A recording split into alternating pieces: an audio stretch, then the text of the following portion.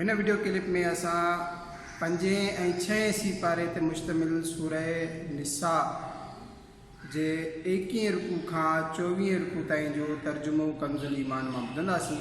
बिस्मिल्लाहिर्रहमानिर्रहीम। बेशक मुनाफ़िक माण्हू पंहिंजे गुमान में अल्लाह खे फ़रेब ॾियणु चाहिनि था ऐं उहो ई खेनि गाफ़िल करे मारींदो। ऐं जॾहिं नमाज़ ते उथंदा आहिनि त भॻल दिलि सां माण्हुनि खे ॾेखारींदा आहिनि ऐं अल्लाह खे यादि न कंदा आहिनि मगर थोरो। विच में लुॾी रहिया आहिनि, न हिन तरफ़ न हुन तरफ़। जंहिंखे अल्लाह गुमराह करे त उन जे वास्ते का वाट न लहंदे। ए ईमान वारो, काफ़िरनि खे दोस्त न बनायो मुसलमाननि खां सवाइ। छा तव्हां घुरो था त पाण ते अल्लाह जे वास्ते सरी हुज्जत क़ाइमु करियो?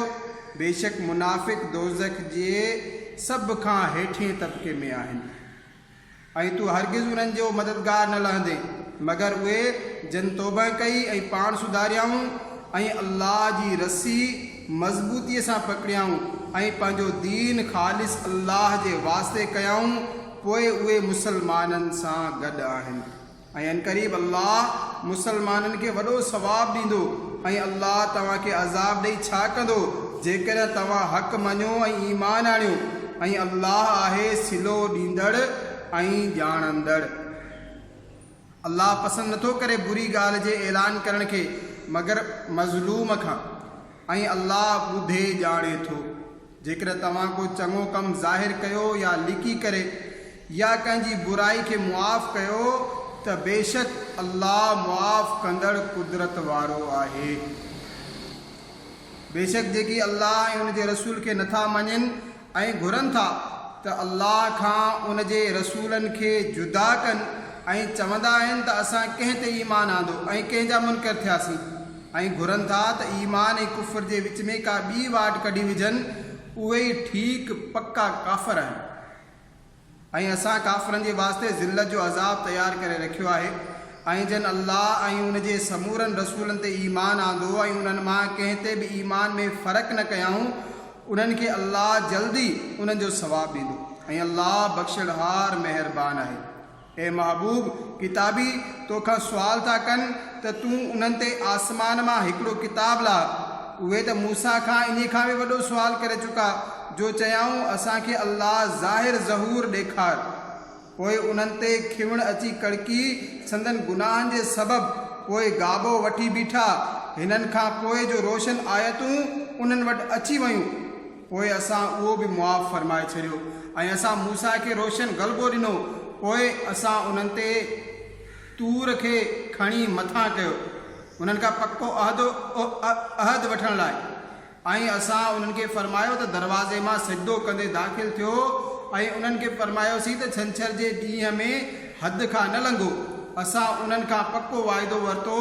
पोइ असां उन्हनि जे कहिड़ियुनि बदअहदियुनि सबबु उन्हनि ते लानत कई ऐं हिन जे करे त उन्हनि अल्लाह जी आयतुनि जो इनकार कयो ऐं नबियुनि खे नाहक शहीद कयऊं। ऐं उन्हनि जे हिन चवण ते त असांजे दिलनि ते पर्दा आहिनि, बल्कि अल्लाह उन्हनि जे कुफ़र जे सबबु उन्हनि जे दिलनि ते मुहर लॻाई आहे, सो ईमान नथा आणनि मगर थोरा। ऐं हिन करे त उन्हनि कुफ़र कयो ऐं मरियम ते वॾो बोहतान मढ़ियऊं ऐं उन्हनि जे हिन चवण ते त असां मसीह ईसा पुट मरियम अल्लाह जे रसूल खे शहीद कयो। ऐं आहे ही त उन्हनि न उनखे क़त्ल कयो ऐं न उनखे सूली चाढ़ियाऊं, बल्कि उन्हनि जे वास्ते उनजी सूरत जो हिकु ठाहियो वियो। ऐं जेकी उन जे बारे में इख़्तिलाफ़ करे रहिया आहिनि ज़रूरु उन बाबति शक में पियल आहिनि। उन्हनि खे उनजी का बि ख़बर कान आहे मगर गुमान जी पैरवी, ऐं यकीनन उन्हनि उनखे क़त्ल न कयो बल्कि अल्लाह उनखे पंहिंजी तरफ़ खणी वरितो ऐं अल्लाह ग़ालिब आहे, हिकमत वारो। ऐं को बि किताबी अहिड़ो न आहे जो पंहिंजी मौत खां अॻु में उन ते ईमान न आणे ऐं क़यामत जे ॾींहुं उहो उन ते शाहिद हूंदो। पोइ यहूदियुनि जे वॾे ज़ुल्म जे सबबु असां उहे के पाक शयूं जेकी उन जे वास्ते हलाल हुयूं उन्हनि ते हराम फरमाए छॾियूंसीं ऐं हिन करे त उन्हनि घणनि खे अल्लाह जी राह खां रोकियो ऐं हिन जे करे बि त उहे व्याज वठंदा हुया, हालांकि उन्हनि खे उन्हीअ खां रोकियो वियो हो ऐं माण्हुनि जो माल नाहक खाईंदा हुया। ऐं उन्हनि मां जेकी काफ़िर थिया असां उन्हनि जे वास्ते दर्दनाक अज़ाब तयारु करे रखियो आहे। पर जेकी उन्हनि मां इल्म जा पुख़्ता ऐं ईमान वारा आहिनि उहे ईमान आणनि था उन ते जो ए महबूब अव्हां जी तरफ़ नाज़िल थियो ऐं जेकी तव्हां खां अॻु में नाज़िल थियो हो ऐं नमाज़ क़ाइमु रखंदड़ ऐं ज़कात ॾींदड़ आहिनि ऐं अल्लाह ऐं क़यामत जे ॾींहुं क़यामत ते ईमान आणींदड़ अहिड़नि खे अनक़रीब असां वॾो सवाबु ॾींदासीं। बेशक ए महबूब असां तुंहिंजी तरफ़ वही मोकिलियो जीअं नूह ऐं उन खां पोइ जे नबियुनि खे वही मोकिलियो ऐं असां इब्राहिम ऐं इस्माइल ऐं इसहाक ऐं याकूब ऐं उन जे पुटनि ऐं ईसा ऐं अयूब ऐं यूनुस ऐं हारून ऐं सुलेमान खे वही मोकिलियोसीं ऐं असां दाऊद खे ज़बूर अता फ़रमायो ऐं रसूलनि खे जिन जो बयानु अॻे असां तोसां फ़रमाए चुका आहियूं ऐं उन्हनि रसूलनि खे जिन जो बयानु असां तोसां न फ़रमायो ऐं अल्लाह मूसा सां हक़ीक़तन कलाम फ़रमायो। रसूल ख़ुशख़बरी ॾींदड़ ऐं ॾेजारींदड़ आहिनि ऐं रसूलनि खां पोइ अल्लाह वटि माण्हुनि खे को बि उज़र न रहे ऐं अल्लाह ग़ालिब हिकमत वारो आहे। पर ए महबूब अल्लाह उनजो शाहिद आहे जेकी उन्हीअ तव्हां जी तरफ़ लाथो उहो उन्हीअ पंहिंजे इल्म सां लाथो आहे ऐं मलाइक शाहिद आहिनि ऐं अल्लाह जी शाहिदी काफ़ी आहे। उहे जिन कुफ़ुर कयो ऐं अल्लाह जी वाट खां रोकियाऊं बेशक उहे परे जी गुमराही में आहिनि। बेशक जिन कुफ़ुर कयो ऐं हद खां लंघिया अल्लाह उन्हनि खे हरगिज़ न बख़्शींदो न उन्हनि खे सिधी वाट ॾेखारींदो मगर जहन्नम जी वाट जंहिंमें हमेशा हमेशा रहंदा ऐं उहो अल्लाह ते आसान आहे। ए इंसानो तहक़ीक़ तव्हां वटि हीअ रसूल हक़ सां गॾु तव्हांजे रब जी तरफ़ां तशरीफ़ वठी आयो सो ईमान आणियो पंहिंजी भलाई लाइ ऐं जेकॾहिं तव्हां कुफ़ुर कयो त बेशक अल्लाह जो ई आहे जो कुझु आसमाननि में ऐं ज़मीन में आहे ऐं अल्लाह इल्म ऐं हिकमत वारो आहे। ए किताबियो पंहिंजे दीन में ज़्यादती न करियो ऐं अल्लाह ते न चओ मगर सच। मसीह ईसा पुट मरियम जो अल्लाह जो रसूल ई आहे ऐं उन जो हिकु कलिमो जो मरियम जे तरफ़ मोकिलियाई ऐं उन जे तरफ़ खां हिकु रूह अल्लाह ऐं उन जे रसूलनि ते ईमान आणियो ऐं टे न चओ रुकिजी वञो पंहिंजी भलाई जे वास्ते। अल्लाह ई त फ़क़ति हिकु माबूद आहे उहो पाक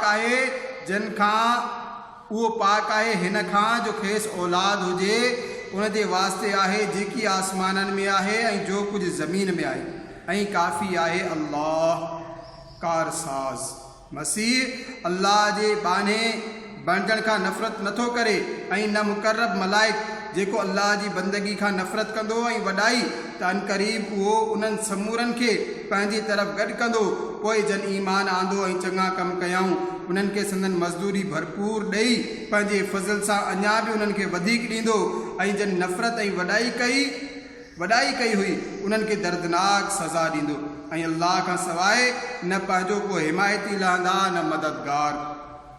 ए इंसानो बेशक तव्हां वटि तव्हांजे रब जे तरफ़ खां वाज़े दलील आयो ऐं असां तव्हांजे तरफ़ रोशन नूर नाज़िल कयो ऐं त उहे जिन अल्लाह ते ईमान आंदो ऐं उन जी रसी मज़बूत पकड़ियाऊं त अनक़रीब अल्लाह उन्हनि खे पंहिंजी रहमत ऐं फज़ल में दाख़िल कंदो ऐं उन्हनि खे पंहिंजी तरफ़ सिधी वाट ॾेखारींदो। ए महबूब तोखां फ़तवा पुछनि था तूं फ़रमाए त अल्लाह तव्हांखे फ़तवा ॾिए थो कलाला जे बारे में। जेकॾहिं कंहिं माण्हू जो इंतिकाल थी वञे जो बे औलाद आहे उन जी हिकु भेण हुजे त मिल्कियत में भेण जो अधु आहे ऐं मर्द पंहिंजी भेण जो वारिस थींदो। जेकॾहिं भेण खे औलाद न हुजे पोइ जेकॾहिं ॿ भेनरूं आहिनि त मिल्कियत में उन्हनि जे वास्ते ॿ टिहायूं आहिनि ऐं जेकॾहिं भाइर भेनरूं हुजनि मर्द बि ऐं औरतूं बि त मुड़ुस जो हिसो ॿिनि औरतुनि जे बराबरि आहे। अल्लाह तव्हांजे लाइ खोले बयानु फ़रमाए थो त मतां तव्हां गुमराह न थी वञो ऐं अल्लाह हर शइ खे ॼाणे थो।